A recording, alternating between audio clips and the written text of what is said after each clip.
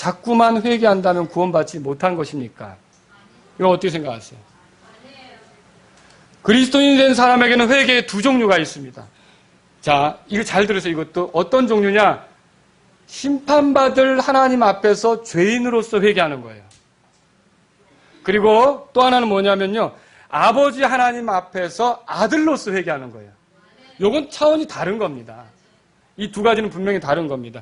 만약에 심판자 하나님 앞에서 죄인으로서 회개하지 않으면 그 사람은 종말이 그 결과가 어디입니까? 지옥으로 떨어지는 거죠. 그러면 아버지 하나님 앞에서 아들로서 회개하지 않으면 그 결과는 뭡니까? 교제가 틀어지죠. 원만히 주님과 교제할 수 없습니다. 징계를 당하고 징계 속에 빠질 수도 있는 거죠. 이런 차이가 있다는 거죠. 요한일서 2장 보세요. 이것을 설명하는 구절을 보죠. 요한일서 2장.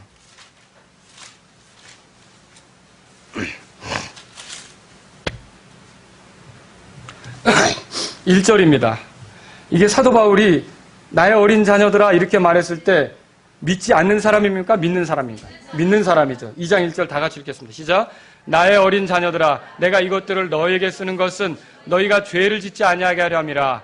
만일 누가 죄를 지어도 우리에게 아버지와 함께 계신 변호자가 계시니 곧 의로우신 분 예수 그리스도시라. 이 구절을 잘 보시면요. 이 구절은 첫 번째로 죄를 짓지 않는 게 하나님의 뜻임을 말씀합니다. 그렇죠? 그래서 내가 이것을 너에게 쓰는 것은 너희가 죄를 짓지 않게 하려 함이라. 그 말이 나온 거예요.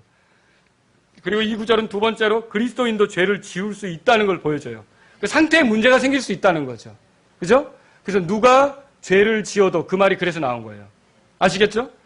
자, 그러면 이 구절은 죄를 지었을 때 해결 방법이 뭐라고 말합니까? 변호자를 생각하라는 거죠. 그 변호자가 누구예요? 예수님이시죠.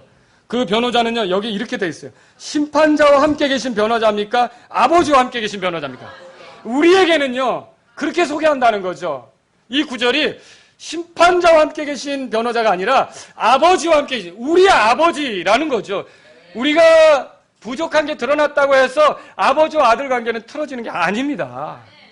이해하시겠죠? 그래서 여기 아버지와 함께 계신 변호자라는 말이 있어요. 그러면서 2절을 이어갑니다. 2절 다 같이 읽겠습니다. 시작. 그분은 우리의 죄들로 인한 화해언물이시니 우리의 죄들뿐 아니요 온 세상의 죄들로 인한 화해언물이시니라. 여러분 화해언물을 발견할 수 있겠죠?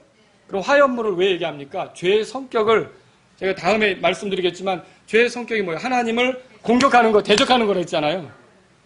근데 물론 나쁜 일을 한 사람을 대적하는 건 정의죠. 그렇지 않습니까? 나쁜 일을, 악한 일을 한 사람을 대적하는 건 정의죠. 근데 가장 의로운 분을 대적하니까 뭐가 되는 거예요? 그 죄가 되는 거죠. 가장 선하신 분을 대적하니까, 가장 사랑이신 분을 대적하니까, 가장 복이신 분을 대적하니까 그게 다 저주가 되는 거죠. 그래서 하나님을 대적한 그 죄로 인하여 이 사람은 만약 그대로 살아간다면 하나님이 오래 참으심에 또 한계가 있어요, 여러분. 그죠? 어떤 무신론자가 아주 수많은 청중들을 모아놓고 강의를 했어요. 이 자리에 하나님이 계시다면 5분 안에 나를 죽이십시오. 그러면 하나님이 계신 게 맞습니다. 어떻게 생각하세요, 여러분?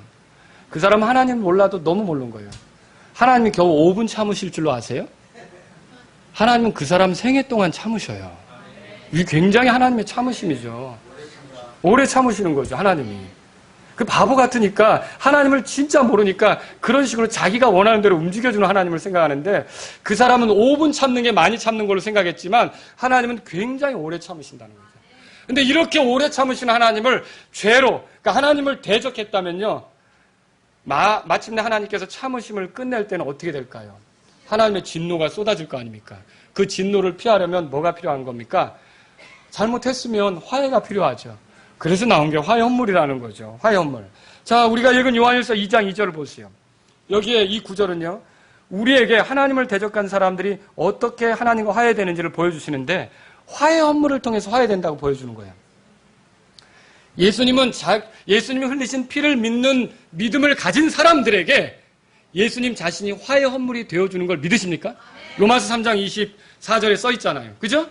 그분의 피를 믿는 믿음으로 그분이 화해헌물이 되주신다고 써 있어요.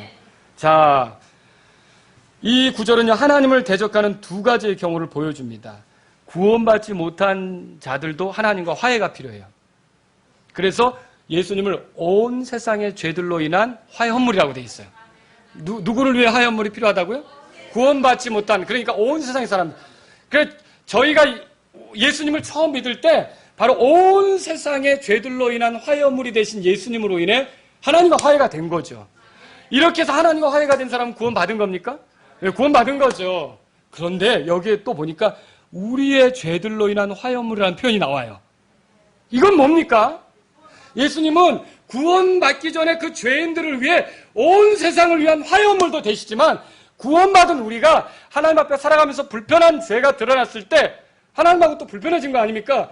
그걸 화해시키는 일을 누가 한다는 거예요? 예수님이 한다는 거죠. 그래서 온 세상의 죄들로 인한 화해 헌물일 뿐만 아니라 우리가 누구예요? 성도 아닙니까? 구원받은 성도의 죄들로 인한 화해 헌물도 되신다는 거죠. 그럼 이건 뭘 얘기합니까? 두 가지 화해를 얘기하죠. 두 가지 화해는 뭘 얘기합니까? 하나님께 돌아서는 건데 하나는 구원받지 못한 죄인이 하나님께 돌아서는 그 회개를 말하는 거고 다른 하나는 구원받은 사람이라 해도 하나님 앞에서 제대로 못 살아서 자꾸 어긋났을 때 돌아서는 회개를 말하는 거라는 거죠. 그러면 여러분 구원받기 위한 회개는 몇 번 필요합니까? 일생에. 한 번이면 좋게요. 예수님을 구주로 믿고 자신이 죄인인 걸 인정하고 예수님을 내 마음속에 받아들였을 때 그 한 번이면 족한 거죠. 그러면요. 우리가 그리스도인으로서 회개는 몇 번이 필요할까요? 여러분이 안 하시면 좋죠. 죄를 안 짓고 안 하시면 좋아요. 이 회개를 안 하시면 그냥 주님 앞에 갈 때까지 하지 마세요. 그냥 죄를 안 짓고. 죄를 안 짓고. 그런데 만일 우리가 죄를 지으면 우리에게 변호자가 계시니 이분은 우리의 죄들로 인한 뭐라고 돼 있어요? 그럼 무슨 뜻입니까? 우리가 이렇게 드러날 때마다 또다시 예수님을 의지해서 하나님께 돌이켜야 되는구나. 하나님과의 화해를 위해 회개해야 되는구나. 여러분 믿으시겠습니까? 그럼 반복적으로 회개하는 게 성경이 인정하는 거예요? 거부하는 거예요? 인정하는 거죠.